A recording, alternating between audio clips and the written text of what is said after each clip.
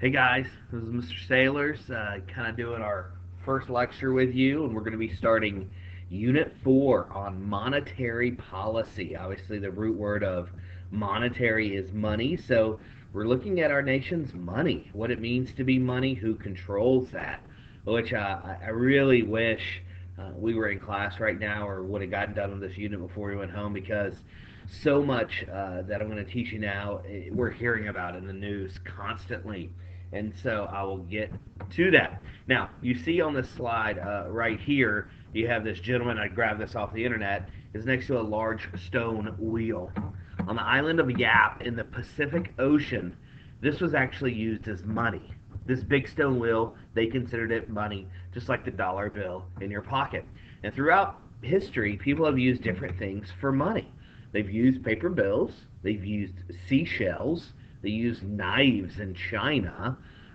They used to use cigarettes in jail until 2004. Now they use mackerel packets.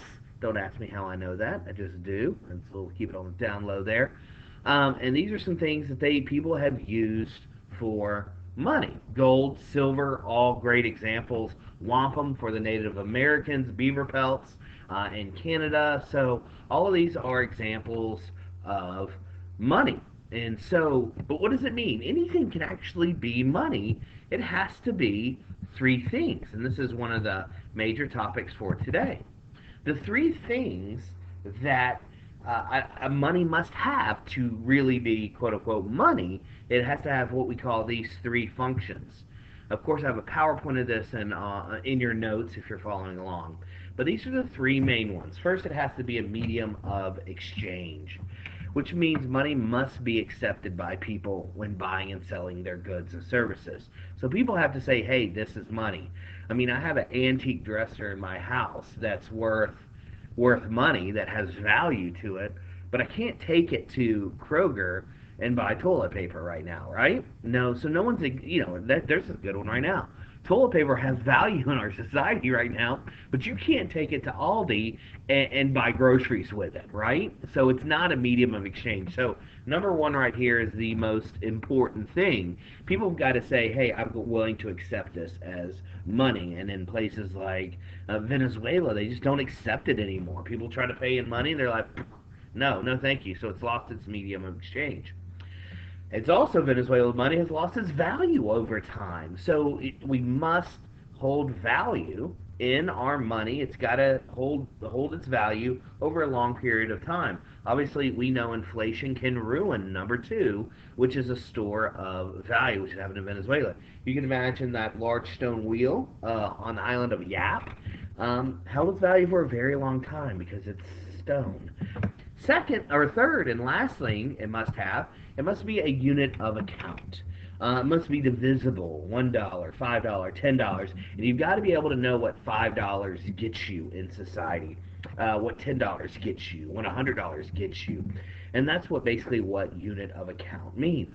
And if something has all three of these, then it's technically money.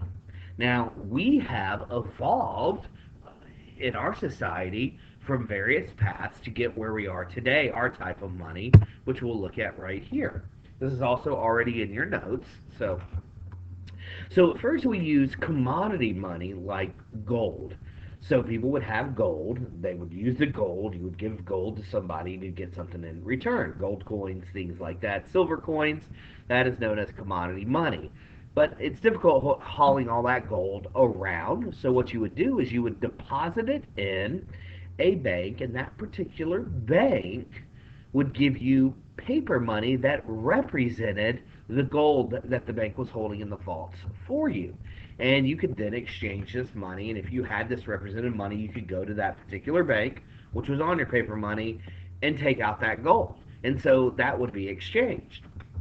And so we use representative money, and most nations did, all the way up until the Great Depression, when almost every nation went off the gold standard.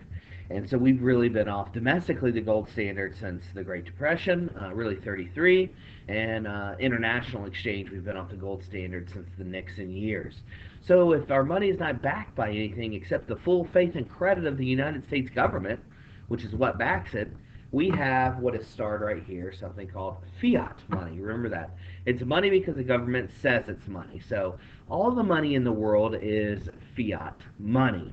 And so we just got to trust our government. And if our government loses that trust in it, we might look for other things like the Venezuelans did as eggs for currency. But right now, our money is solid. It is the safest money in the world. And that's why you see a lot of the things going on, and we'll get into what some of the things the Federal Reserve is doing, is people want cash. People want U.S. dollars throughout the world because it's holding its value. They have faith in it more than any other currency in the world. So don't worry about anything going crazy with our currency right now. We will talk about it, of course. So we have fiat money, and we talked about the three functions of money: medium of exchange. We also have store of value and unit of account.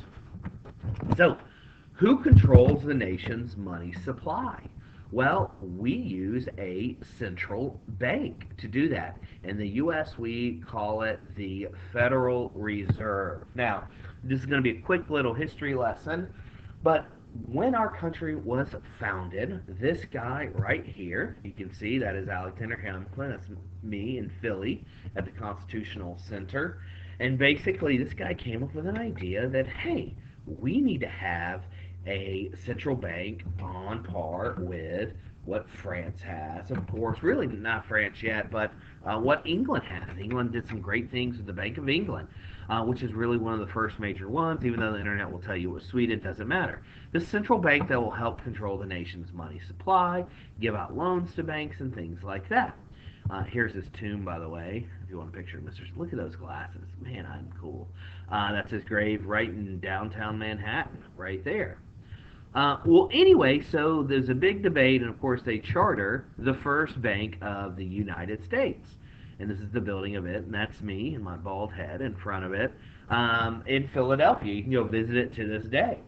So and they formed this. It was a big debate. It begins. It's a 20-year charter, and then they redo the charter and have the second Bank of the United States, which is also in Philly. Here is me. There's another fan, obviously, of monetary policy.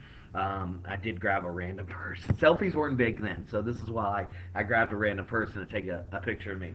Well, anyway, if you notice that, if you remember from U.S. history, is Andrew Jackson destroyed this bank right here. He didn't like it. He didn't like its power, and basically took out all American dollars from it and put it in his, if you remember, pet banks, and it actually led to the Great Depression of 1837. Anyway, so we're sitting around, of course, and then we're having these depressions, recessions, and everything kind of heals itself.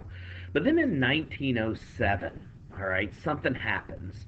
And this is basically what our Federal Reserve, our central bank, what we call our central bank, is doing basically right now. But basically, there were some crop failures out in the West in 1906. And basically, they couldn't pay their loans.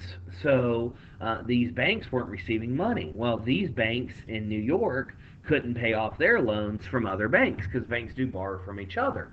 So the whole banking system was beginning to shut down. No one was loaning out money, and people were asking for their money back. Hey, I loaned you that. You know, if you're speaking from a point of view of a bank, I loaned you that $10 million. I want it back now.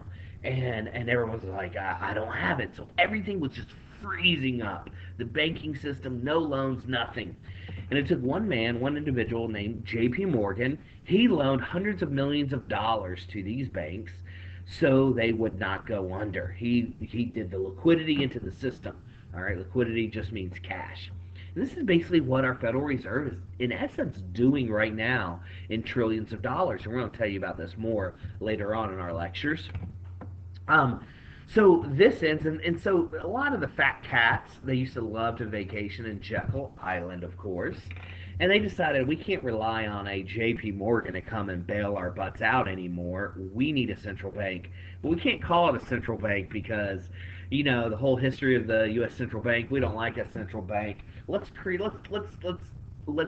it, but call it something. Let's call it the Federal Reserve System.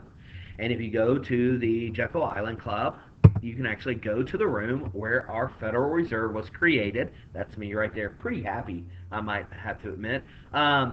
where the Federal Reserve was created in Jekyll Island. Many of y'all have probably been there in 1913.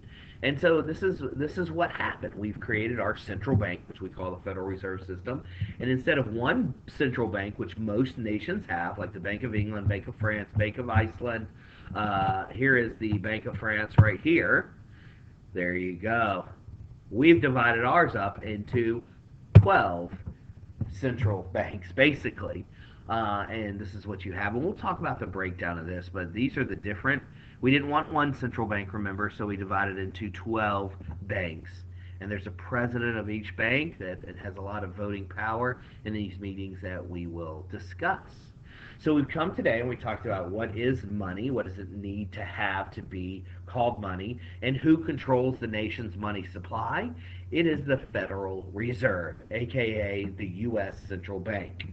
All right, so I just wanted the head of our central bank, the president of our central bank, is a phenomenal person. His name is Raphael Bostic, and I got to meet him one time. He is super, super nice, and he said he loved the women in economics thing, which was pretty cool too. So that basically is the end of that lecture, and I wanted to add another one here, show you something that the Federal Reserve has something called measurements of money or categories. I like to say categories, but you're going to see measurements of money. And basically, they've created two categories: M1, M meaning money, and M2. So, category 1, category 2. In category 1, you can see right here what is involved in it. And in category 2, so this is very liquid, which means it can turn into cash very quickly. You can also turn this into cash, but not as quickly. Okay? This, of course, includes currency. And these are just some good notes to remember right here. This slide, of course, is in your note packet that you have. So these are just categories, and we need to remember that. So if I turn currency into a deposit, M1 did not change. But if I turn currency into a savings deposit, M2 increased, and M1 basically went down. And that's all it really means. Nothing too much more than that. All right, well, that is our first lecture. We're really going to delve into the mechanisms of the Federal Reserve on our next lecture. Thanks for watching.